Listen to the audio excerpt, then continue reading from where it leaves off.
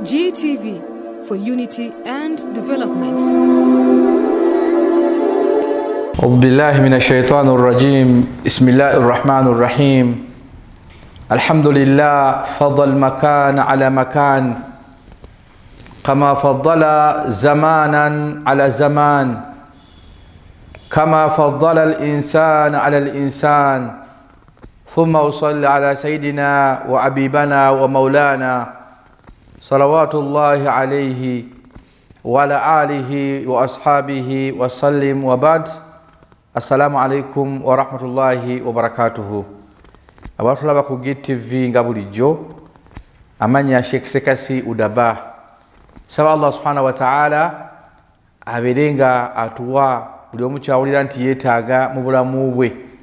Oyo Allah subhanahu wa ta'ala lam yalid Allah tazala wa lam yurad wajtiba Allah subhanahu wa ta'ala tazalibwa wa lam yakul lahu kufuwan ahadun wajtiba Allah subhanahu wa ta'ala taina kina kimu kyonna kimufaanana.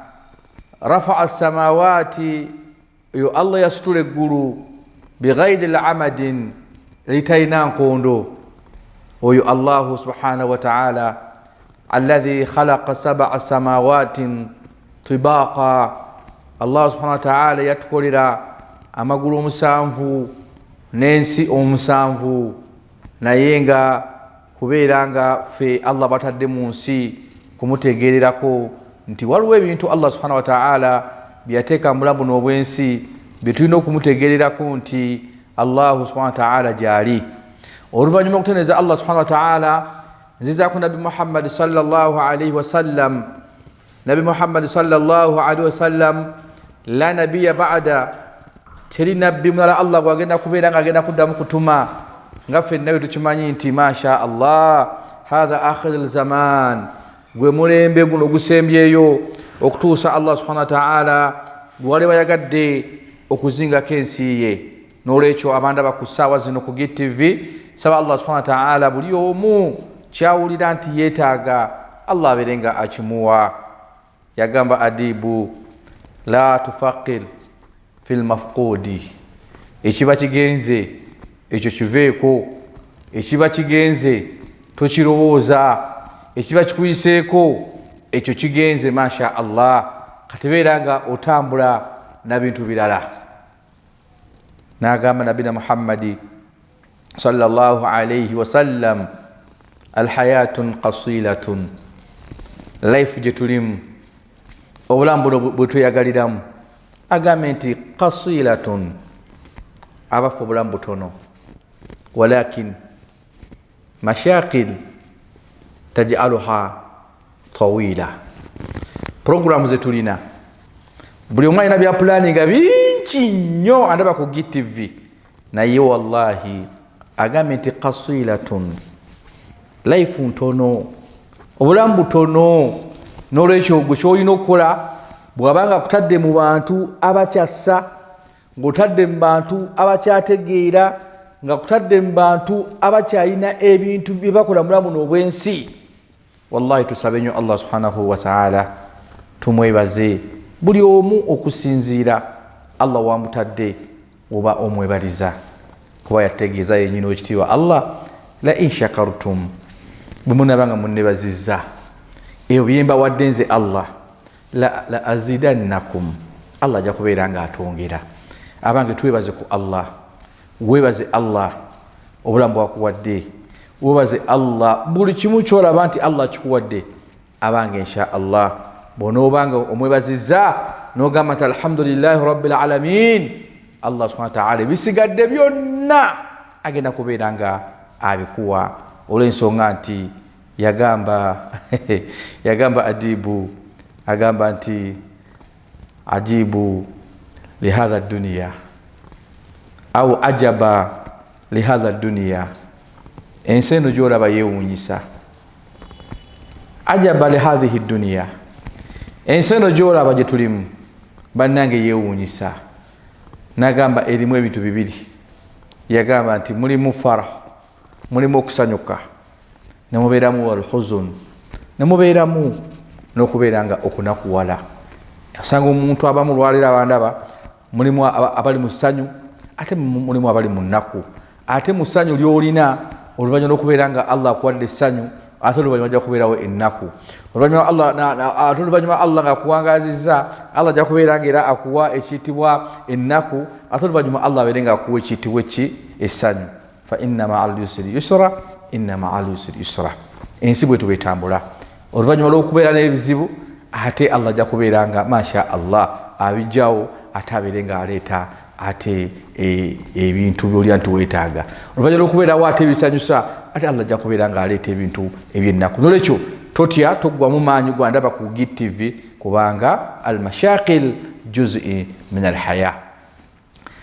Ebizibu bye tulina buli omu nga bwandaba juz'i min alhaya, ebizibu paati ya bulamu bwaffe. Ne kaifa nuwajihu almashaqil, bwe kiba nga kizze ekyamaanyi n'ekizibu nga kikukutte, kaifa nuwajihu, ogenda kubifeesinga otya, ogenda kukivaamu otya. Kyoba olina okumanya, ayinza okubijjawo hali almashaqil, ayinza okujjawo ebizibu ebikuyitiriddeko, ebikweraliikiriza, yoyo Allahu subhanahu wa ta'ala gwe tuba tutawakkalira, gwe tulina okubeera nga tubeera bantu nga tuli bavumu, gwe tulina okubeera nga Allah tumutendereza insha Allah. Mukkirize tusomese insha Allah, tugende maaso. Owekitiibwa Allah subhanahu wa ta'ala ategeeza ng'alayira ennaku. Bannaffe, Allah gwasobosezza okubeera nga osiiba ennaku 10 zobadde owulira bamasheekh ab'enjawulo, zobadde owulira bamasheekhe nga bazikoonako. Owekitiibwa Allah subhanahu wa ta'ala buli kintu kyonna ekiri mu nsi yakitwagaliza. Bwe kiba kituuse mu nnaku zaakyo, beera nga insha Allah okikola, olw'ensonga nti ekiseera ekyo kyennyini Allah kyabaleeteddemu ennaku z'abaleese ng'okyali mu bantu abakyassa, beera nga ozikoleramu, obeere nga osobola okuwona, obeere nga osobola okuvaamu mu mbeera embi, Allah abeere nga akuwa embeera ennungi. Tera nnyo okugamba gwandaba ti life obulamu buno obw'ensi tubutambuliramu, naye nga tubutambuliramu Allah subhanahu wa ta'ala yabutuwa n'aleeta ebizibu, ate Allah n'abeera nga aleeta ekiyitibwa n'ekiyitibwa okusanyuka mu bulamu buno obw'ensi. Owekitiibwa Allah ogamba nti wal fajr wa layalil ashir. Allah subhanahu wa ta'ala buli waleeta ekigambo waawu, Allah abeera alayira. Mu kulayira kwa Allah subhanahu wa ta'ala wabeerawo ekyenkizo lwaki Allah alayidde. Ojja kusanga essura mu Qur'an ng'owekitiibwa Allah agamba a'udhu billahi minash shaitanir rajim, Allah agamba nti la uqsim biyawmil qiyamah. Allah aba alayira. Ojja kusanga mu Qur'an nga Allah agamba a'udhu billahi minash shaitanir rajim wash-shamsi wad-duhaha. Aw Allah aba akola ki? Aba alayira. Nolwekyo njagadde olunaku lwaleero tusomese mu nnaku zino ezisemberedde okubeera nga ennaku zino 10 Allah ze yayogerako gwandaba ku GTV, zireme kubeera nga zikuyitako, zireme kubeera nga zikusubwa, zireme kubeera nga kwegamba obeera mugayaavu, olw'ensonga nti tuyina ebizibu bingi nnyo bulamu buno obw'ensi. Omuntu bw'awulira ennaku zino eza dhul hajji, Allah zayogerako mu Qur'an n'agamba nti wal fajr wa layalil ashir. Twaga tutegeere enkizo eziri mu nnaku 10 mwe mulimu n'okusiiba, singa omuntu abanga ddala akakasa n'agamba nti insha Allah nteekeddwa okusiiba. Era ennaku 10 omwo twaga tutunuulire ebimu ebyamagero ebiri mu nnaku 10 ezo. Oba oli awo andaba ku GTV oleme kubeera nga ozigayaalirira. Omanyi Allah yatwagala nnyo ky'omuntu okaaba kwe asobola okukaaba mu mbeera gy'abakaabiddemu naye nga Allah subhanahu wa ta'ala aleeteramu mu bintu by'aba aleese ove mu nnaku Allah abeere nga akuwa ekiyitibwa essanyu. Ng'obadde okimanyi andaba essaawa zino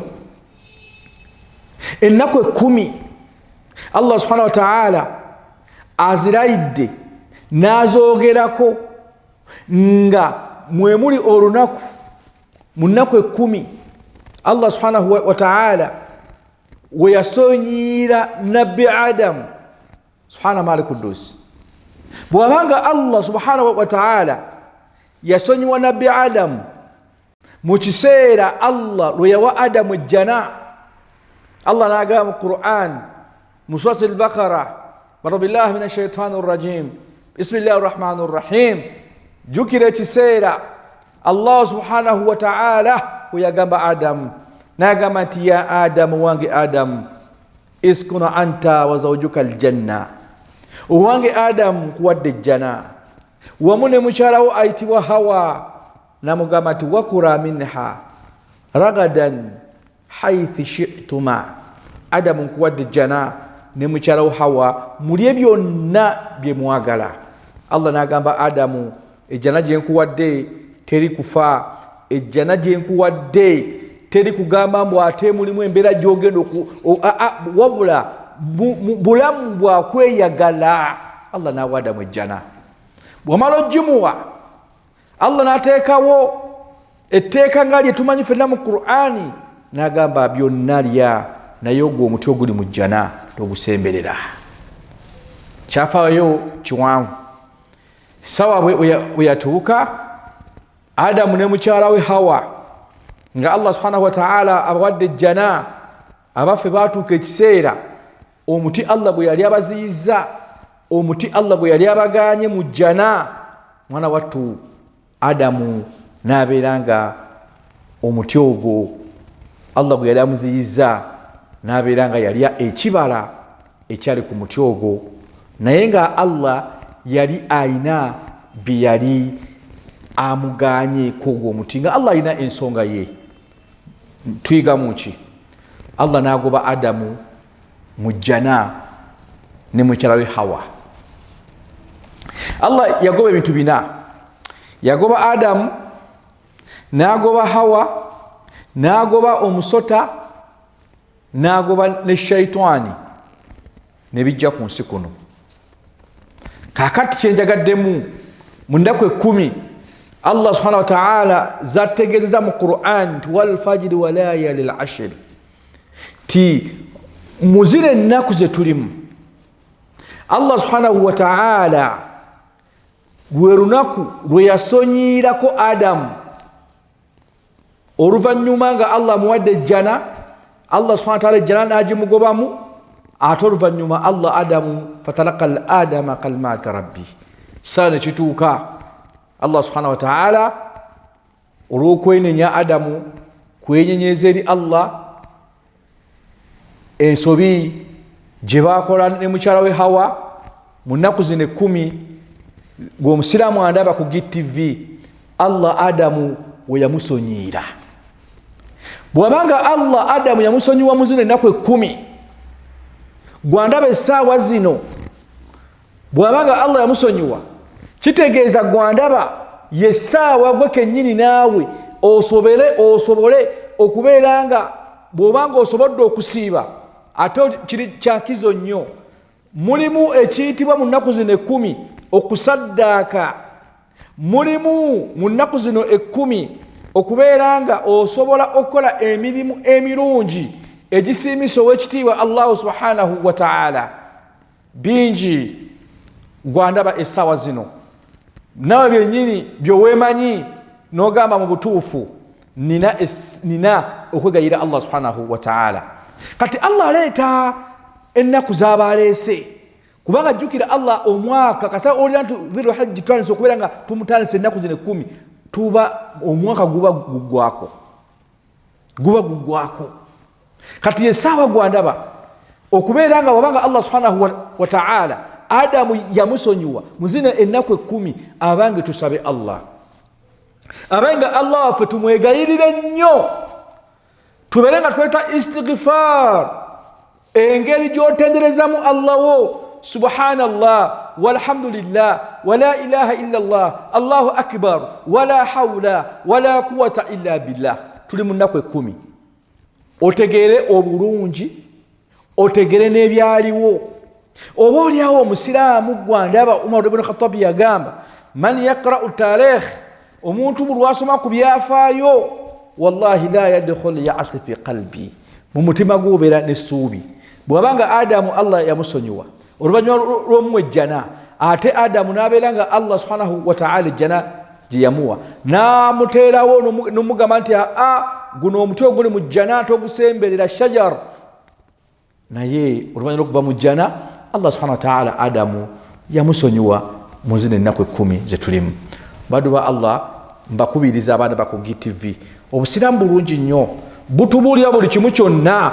Ogwe kennyini osigale mu mbeera embi gwenyini okabe bukaabi naye nga ffe tukunnyonnyodde ba udaba tikakati yessaawa bwe zibanga towafuna chance kubeera nga Ramadhani nga twagimala nga Allah subhanahu wa ta'ala tuwafuna chance kumwegayirira kumusaba kati musabe muzine ennaku za nkizo nnyo zino nnaku nkulu nnyo.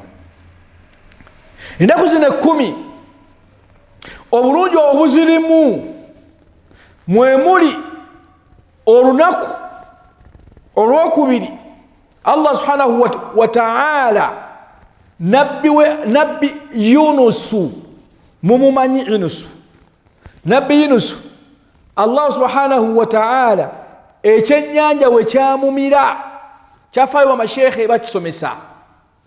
Yunusu ekyennyanja bwe kimala okumumira n'ekirala ne kimumira n'abeera mu bizikiza n'abeera mu nnyanja mu mazzi nga talina kyalaba talina kyawulira. Mwana wattu nabbi wa Allah subhanahu wa ta'ala Yunusu zino ennaku 10 ze tulimu Allah we yamwanukulira. Subhanallah, Allah we yanukulira nabbi we Yunusu ekyennyanja bwe kyamumira n'abeera omwo ng'atendereza Allah we n'atendereza Allah n'amwegayirira. Gwe olwaleero ndaba tulina ebizibu bingi, tulina ebizibu bingi nnyo, ebizibu okubivaamu kati yessaawa gye saagala osubwe nze nkunnyonnyolamu ennaku 10 obulungi bwayo. Allah mu zino ennaku 10 nabbi we Yunusu ekyennyanja we kyamumira ate Allah subhanahu wa ta'ala ennaku zino 10 Allah Yunusu we yamwanukulira ekyennyanja ne kimuwandula. Njagala ojjukire bwe mwakafaanana essaawa zino gwandaba Allahu akbar we yatendereza Allah we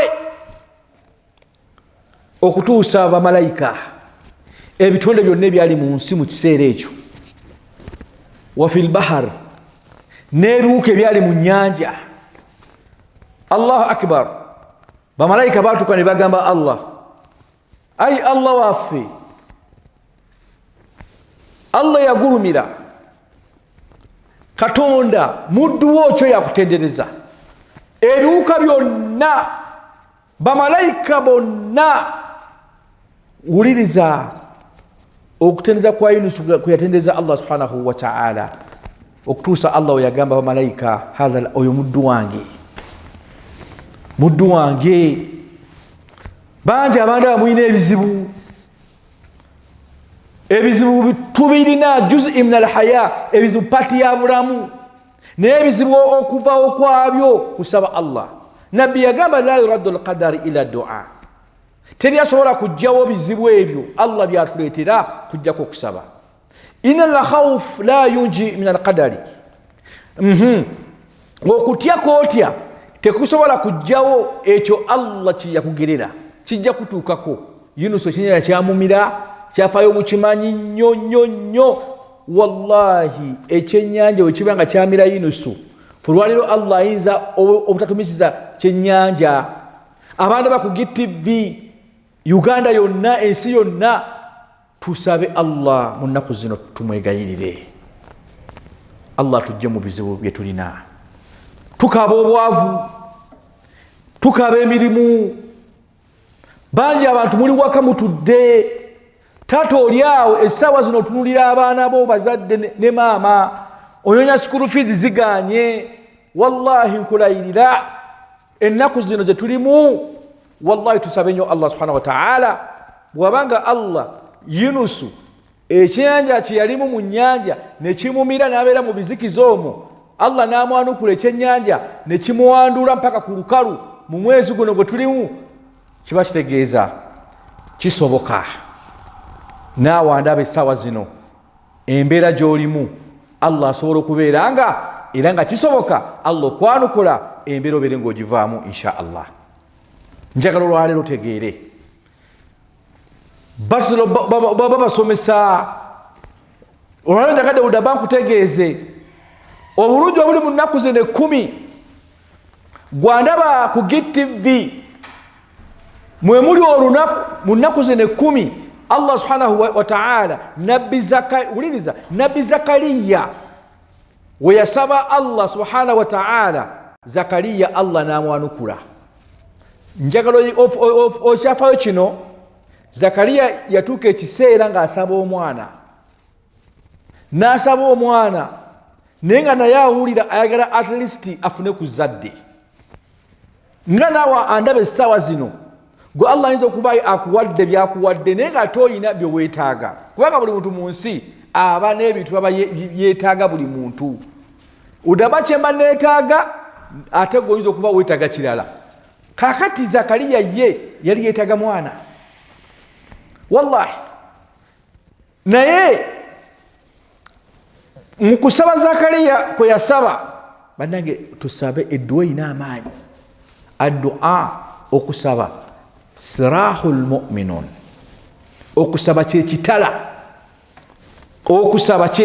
ky'omusiraamu okusaba kyekitala ky'omukkiriza. Bakozesa kasaale kubanga nti omuntu abalina akasaale aba amaze okweprotectinga kati omuntu okweprotectinga mu nsi muno kusaba Allah subhanahu wa ta'ala addua okusaba sirahul mu'minun ke kasaale k'omukkiriza tobungabunga mu bintu byonna kiki ekikutwala mu ssabo kiki ekikutwala mu shiriki kiki ekikutwala okweraguzalaguza nga Allah yennyini kati tuli mu nnaku zino zennyini Allah ze yagamba bannabbi be Allah be yagenda nga ayanukula Zakariya Allah yamwanukula mu nnaku zino ze tulimu wallahi era kumanya Allah Zakariya yamwanukula Allah yatuuka n'agamba yennyini ya Zakariya wange Zakariya n'omwana gw'oliza kati njagala okupema n'omwana Zakariya gw'alizaala njagala omutuume erinnya ismu Yahya muwe erinnya Yahya segera nti erinnya Yahya lyaba butereevu eri Allah nga Allah alitegeezezza Zakariya nti insha Allah omwana gw'olizaala Zakariya omwana oyo mutuume erinnya eriyitibwa Yahya. Ekitegeeza Yahya erinnya lyava butereevu kuva mu ggulu nga Allah aligambye Zakariya kitegeeza nti already Allah yali amaze omwanukula. Allah tusabe Allah ya Rabbi atwanukule abaga tusabe Allah waffe tumusabe bye twetaaga buli omwe essaawa zino alina byayagala asabe Allah.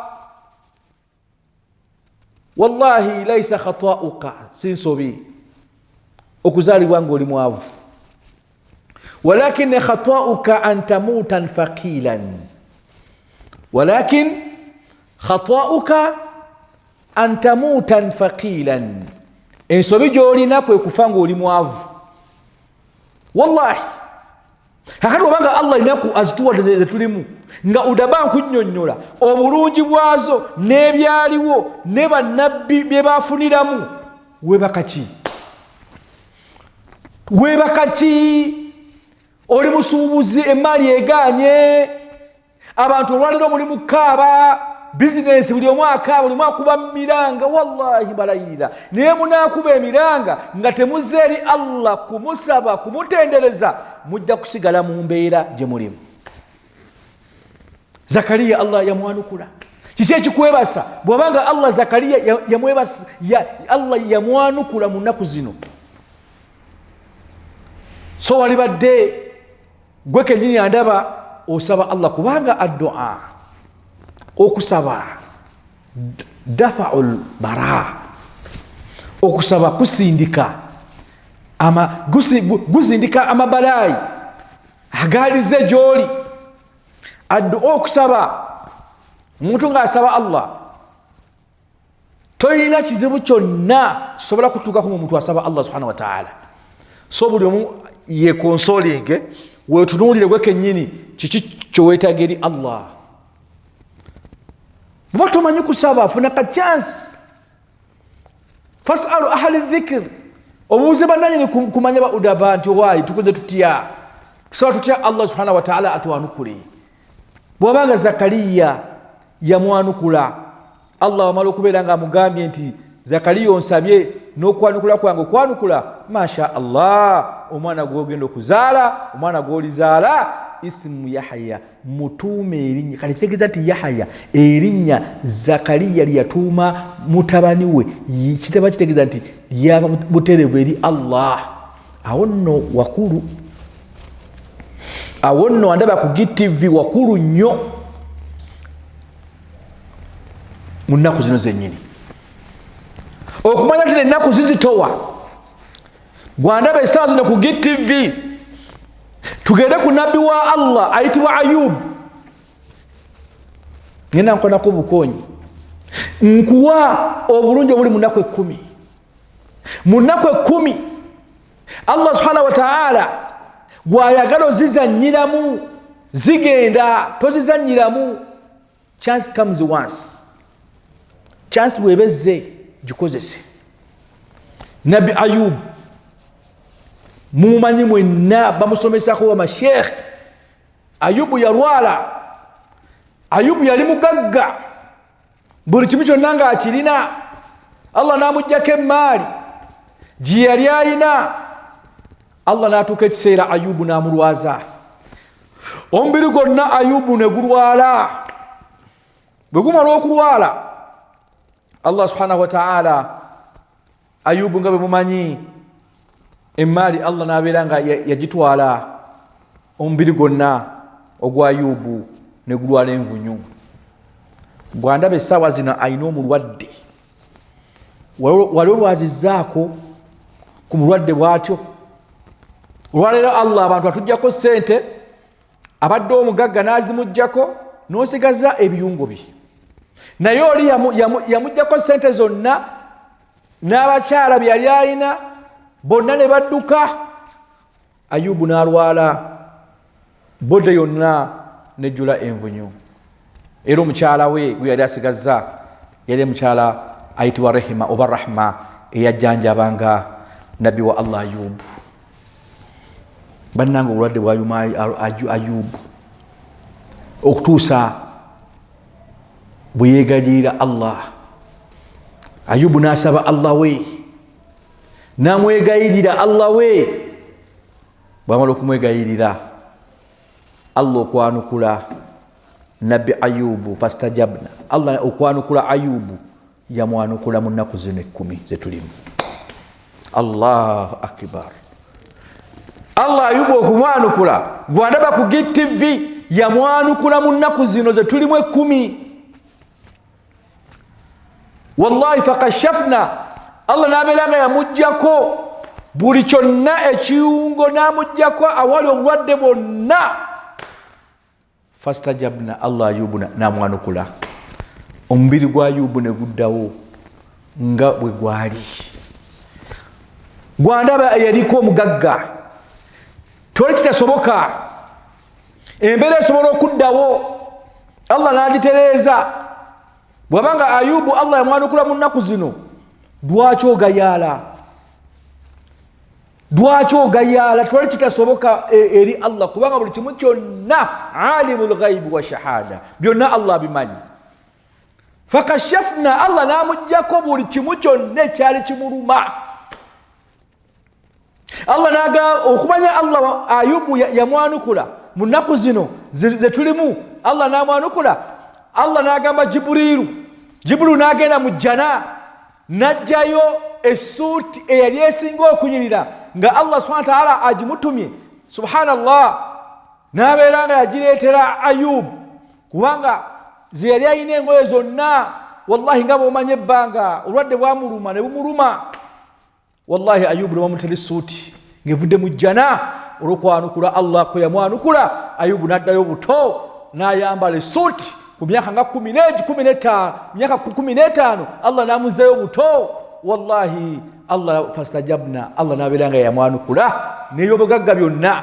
Allah byali emali yonna eyali egenze ku Ayubu yonna nga bumanyi nti omuntu ayabuwala nga byonna ebintu bigenze tewakyaliwo buli kimu kyonna kyolabako. Mu abagagga abandaba essaawa zino saagala ogwemu maanyi abanga kisoboka. Oluusi wayinza okuba nga waliwo embeera nga Allah akuttemu bw'ati, Allah alabe enneeyisaayo eri etya. Wallahi kisoboka. Ayubu Allah subhanahu wa ta'ala emaali ye yonna ye yali egenze n'addamu buto. Ayubu n'aggaggawala ne mukyala we eyamulabiriranga Allah okumanya yamwanukula. Omukyala ayitibwa Rahimu barahma. Allah yena amuzzayo buto ne babeera mbooko ne bazaala abaana. Allah subhanahu wa ta'ala biyali yatta, Allah biyali yajjulula bonna abaana Allah n'abakomyawo ne badda mbuto ne bazaala abaana n'emmaali yonna Allah n'agikomyawo, obugagga ne bukomawo.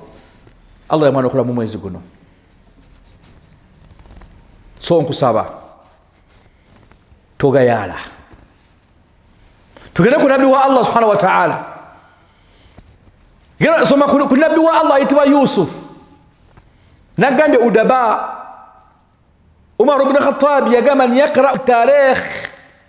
Buli lw'osoma ku byafaayo bannange history kintu kikulu nnyo. Umar ibn Khattab yagamba omusiraamu okutegeera obusiraamu, omusiraamu okutegeera obusiraamu bwe, okumanya nti bw'oba oyagala okutegeera obusiraamu bw'otamanya byafaayo obusiraamu bukulemye. History kigambo kikulu nnyo. Nabbi wa Allah omulala ayitibwa Yusuf. Nabbi Yusuf mumumanyi, bamusibako mu kkomera. Ekyafaayo kiwanvu olw'omukyala mu kiseera ekyo eyali ayitibwa nga bbaawe omukyala yali ayitibwa Zulaika. Ebyaliwo mubimanyi. N'omusajja eyali bba wa Zulaika eyali ayitibwa Katfiri. Awo wonna wawanvu, kumugoba kumukwata twatugenda ebyo nabiwanvu.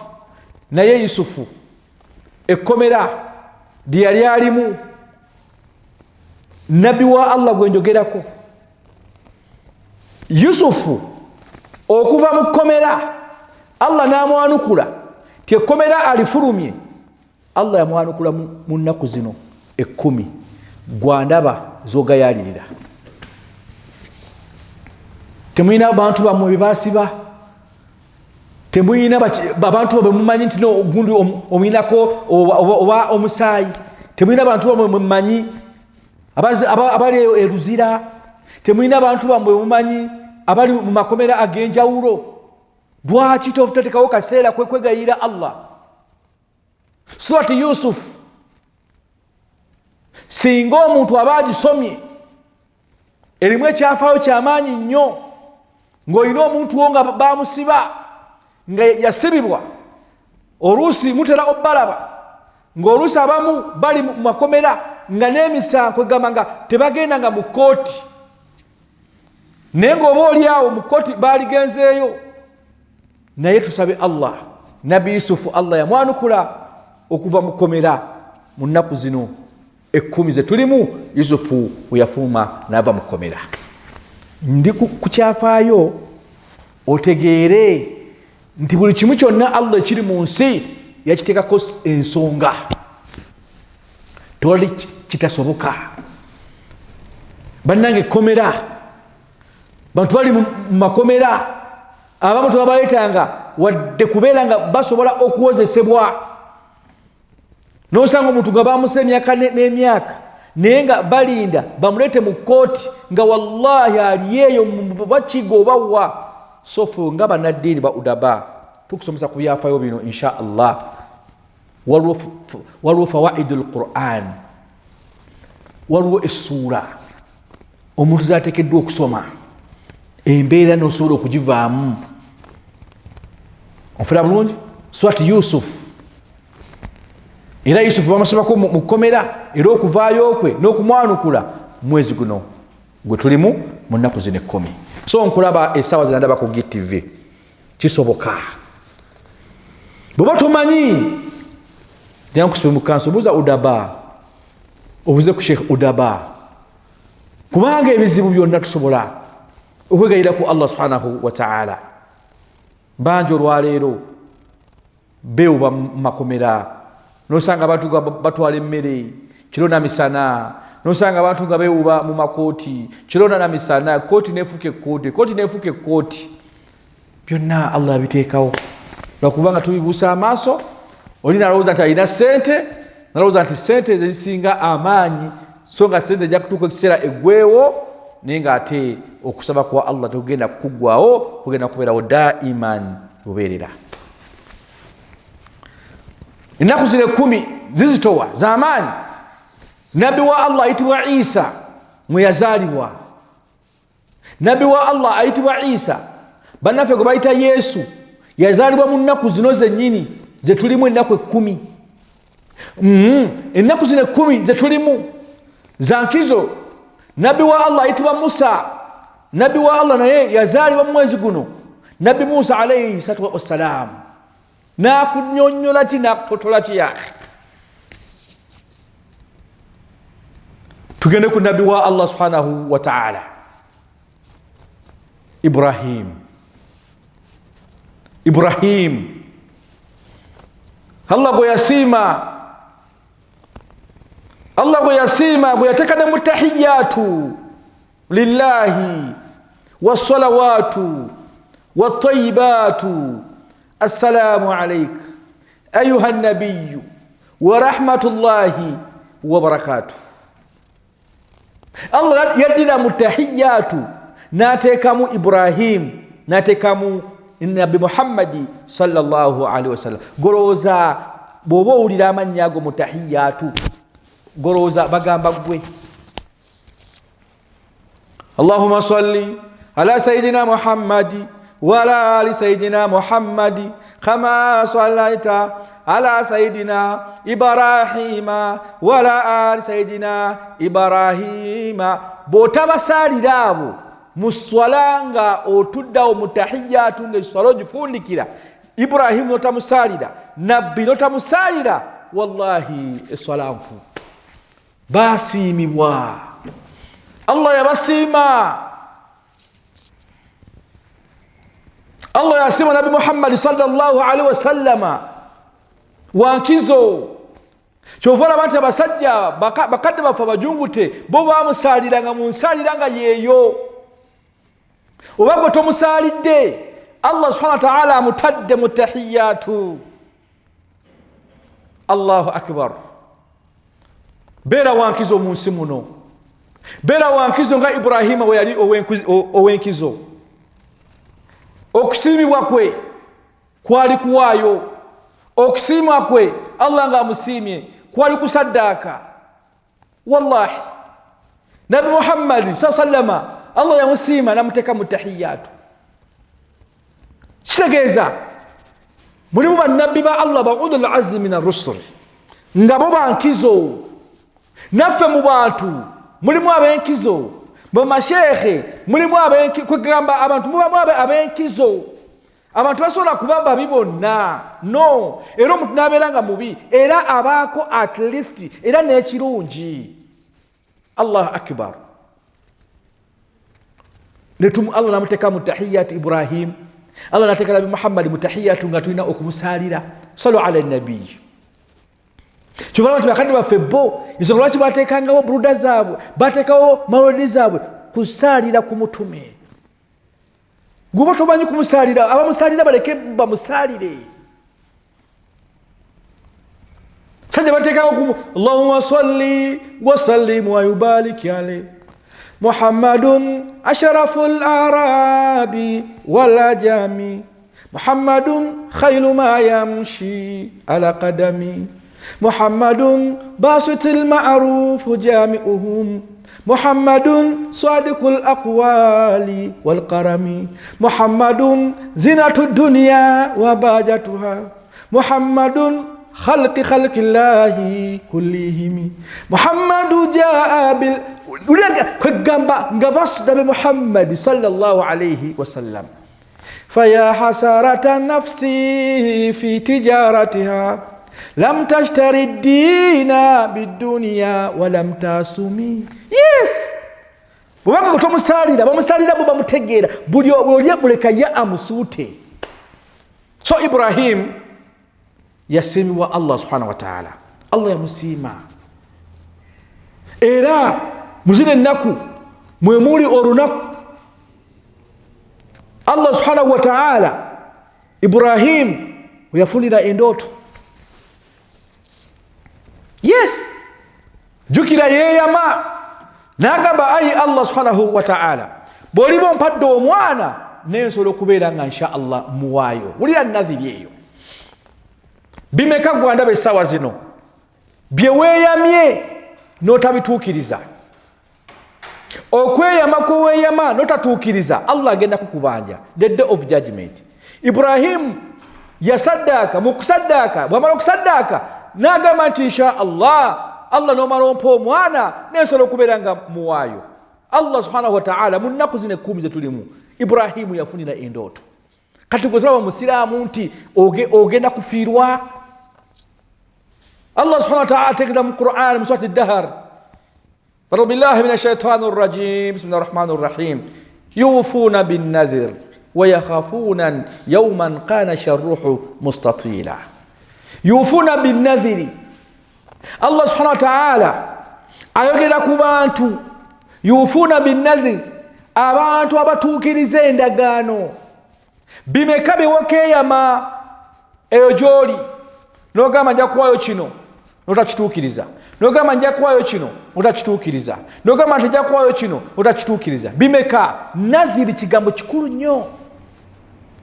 abantu tweyama oluusi okusanyusa abantu wasuubiza abantu bimeka byewakasuubiza abantu notabituukiriza. Ibrahimu yasuubiza, Ibrahimu yeyama, Allah yamuwa nabeera nga ku byamuwadde yagaba. Siramu lwaki togaba? Siramu lwaki tosaddaakako? Siramu lwaki Allah kyabakuwadde tokwata n'owaayo mu ebyo Allah byakuwadde? Kitegeeza nti okubeera nga omuntu awaayo, okubeera nga omuntu asaddaaka kusiimisa Allah. Ibrahimu Allah yamusiima, yasaddaaka. Era okumanya Ibrahimu yaliwa mu kusaddaaka kwe kuzimu ku malayika za Allah subhanahu wa ta'ala. Bamalayika benjogerako be bamalayika ba Allah la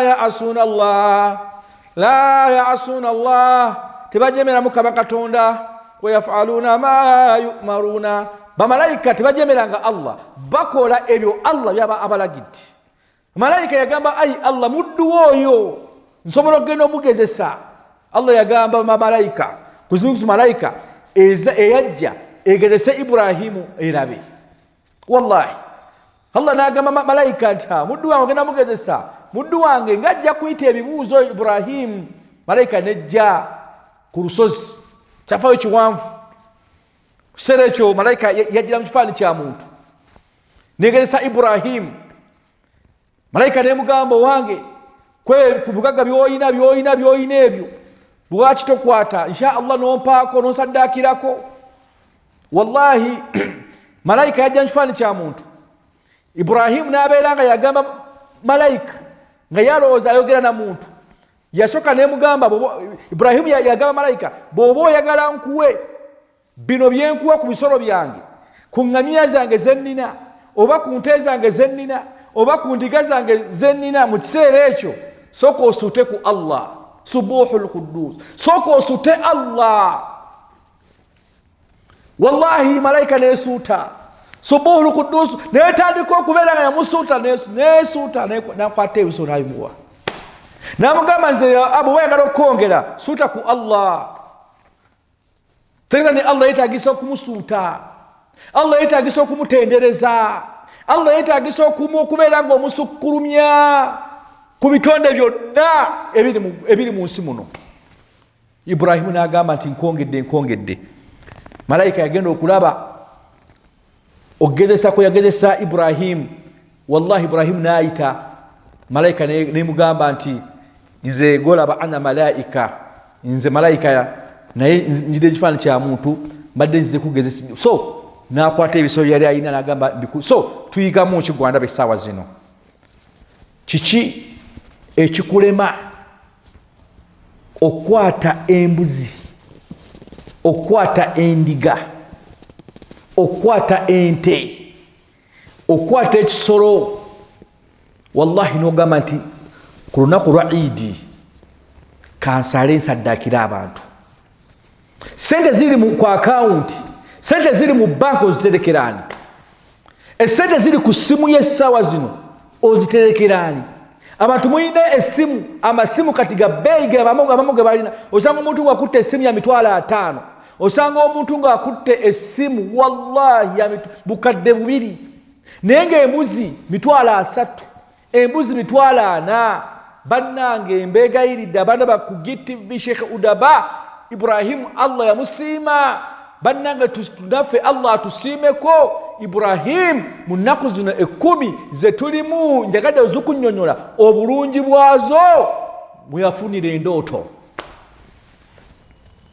yufuuna binnadhiri wa yakhafuuna yawman kana sharruhu mustatira. Bannange nadhiri era Ibrahimu mu kweyama kwe yeeyama ti Allah n'omala ompa omwana naye nsobola okubeera nga muwaayo, nsobola okumusadda ku kita kya muzannyo. Shay'un azim, kyali kintu nga kizitowa. Era mu nnaku zino 10 Ibrahimu bwe yafunira endooto, n'afuna endooto ddala. Era mu nnaku zino 10 Ibrahimu bwe yategeerera ti mazima yawmul Arafa, bwe yategeera masha Allah kati kirabika endooto efuuse endooto kutuukiriza kye yali yeeyamye mu maaso ga Allah subhanahu wa ta'ala. Endooto yafuuka endooto. So nkulaba essaawa zino alaba mu nnaku zino 10 mu lunaku lwa Arafa, bannaffe bana bali mu lusenyi nga bayimiridde mu Arafa. Feeno tulina kubeera nga tusiiba olunaku lwa Arafa. Tusaagala olusu obeere nga osobola okubeera nga nalwo olugayaalirira. Tusabiremu nnyo Allah subhanahu wa ta'ala. Arafa gye njogerako ye Arafa Allah lwagenda okuŋŋaanyiza abantu ab'enjawulo. Wulira Allah subhanahu wa ta'ala. Bannange olunaku lwa Arafa tulusiibe. Ibrahimu lwe yamanyira ddala ti mbutuufu kati yessaawa Allah gyandagidde mbeere nga nsobola okusala omwana. Era bannaffe eri insha Allah bajja kuba nga bali mu Arafa mu lusenyu. Ffe tulina kubeera nga insha Allah tusiiba, kubanga tusabiremu nnyo Allah. Allah kira ddala ku ggulu. Nazara nakka n'agamba bannange bani abansaba, bani abansaba beere nga nsobola obbaanukula. Arafa bw'ogiwulira gwanda batagendako Makka, saba nnyo Allah akutwala e Makka. Siiba, ate mu kusiiba sabiramu nnyo Allah. Oba tusobodde kusiiba beera nga okolamu emirimu emirungi egisimisa Allah mu nnaku zino, egisimisa Allah. Beera mu bantu abasaddaaka, beera mu bantu abakola emirimu emirungi, beera mu bantu abatendereza Allah subhanahu wa ta'ala. Kubanga ma min ayyam, twali nnaku Nabi Muhammad zayogerako, Allah nnaku zayogerako lusinga lunaku lungi. Bannange abandabe essaawa zino ku GTV saba Allah subhanahu wa ta'ala bannange atuwe bitwetaaga. Buli omu alina byetaaga mu bulamu bwe. G'okita kya muzannyo okubeera nga bannaffe bagenda kuba mu lusenyu Arafa, Allah wagenda okuŋŋaanyiza abantu. yajma'u Allah agenda kuŋŋaanya abantu awwalina abantu abatusooka wal akhirin n'abantu abasembyeyo ku mulembe mu Nabi Muhammadi sallallahu alaihi wasallama fi maqan wahid nga ffenna tugenda kuba mu kifo kimu ekiseera ekyo nga Allah ensi ye agizinzeeko. Bamalayika bonna bagenda kubeerawo mu Arafa ng'ekiseera Allah akituusizza ng'ensi agijjeewo. Yajma'u Allah agenda kuŋŋaanya awwalina abatusooka kuva ku mulembe gwa Nabbi Adamu, mulembe gwa Nabbi Idirisa, mulembe gwa Nabbi Nuhu, bannabbi bonna buli mulembe buli nabbi Allah agenda tukuŋŋaanyiza ffenna fi maqan wahida mu kifo ekiyitibwa Arafa. So olunaku lwa Arafa lwa nkizo nnyo, tulisiibe tolimugayaalirira. Olunaku lugenda okubeerawo. Allah lwayogerako mu Qur'an nga bamalayika bonna bagenda dubeeramu.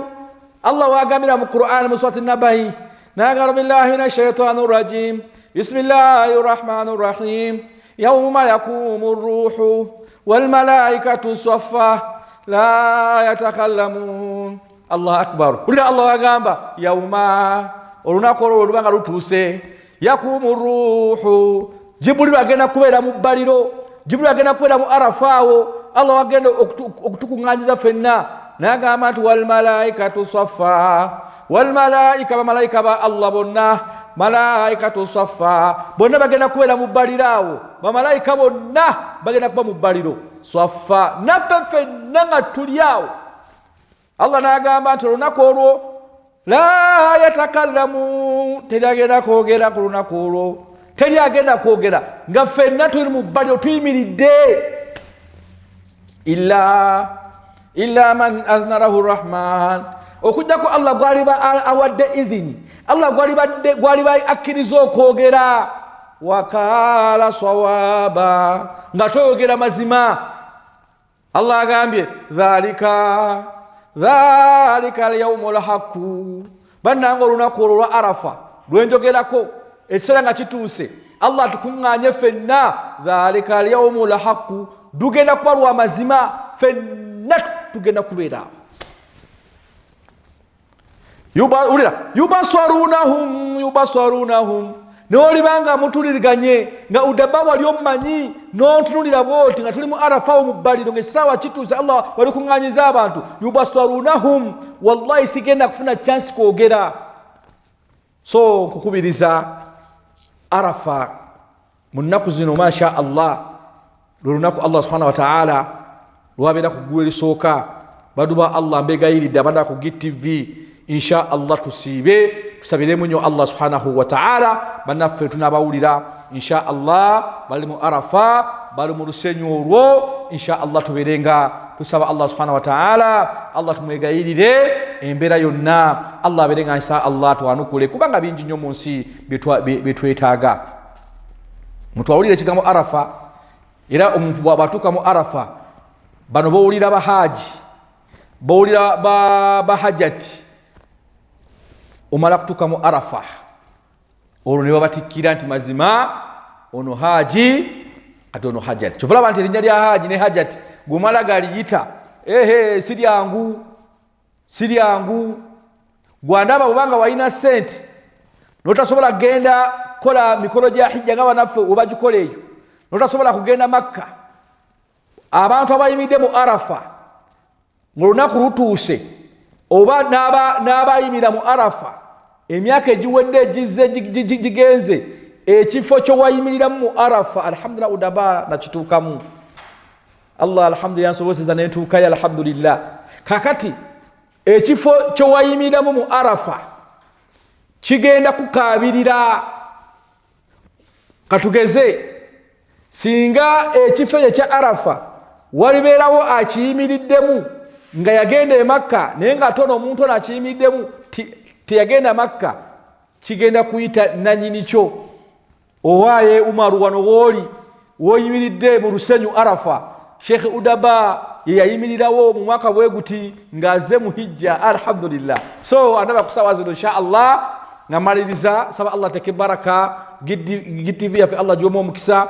saba Allah subhanahu wa ta'ala Supreme Council Allah jitekemo omukisa Samatu Mufti Allah kutuwangalize mwenna abagiddi fi Allah jibawa aberenga atuwa mubaraka so mubadde mu nnaku 10 insha Allah obulungi bwazo n'ebyaliwo ngenze bikuwa ngamaliriza insha Allah yawmul Eid loza olwe nyini Ibrahim yategeera ddala nti mazima agenda kuberanga asala mutabani we ayitibwa Ismaila bwatyo Allah subhanahu wa ta'ala kwe kulagira ddala Jibrilu agenda jeyo endiga aberenga agitwalira Ibrahim aberenga endiga yanunula omwana era jibasalamu so gwandabe sawa zino lunaku lwa kusala lunaku tugule betugula musaddake enyama insha Allah wale bajja lutyanga gwe bagenda okusala obanze udaba obagobani so tubegayiridde abayina sente ku account muzijeyo muve ku bantu betulinda bade simanyi tulinda abatake batugabire simanyi abawarabu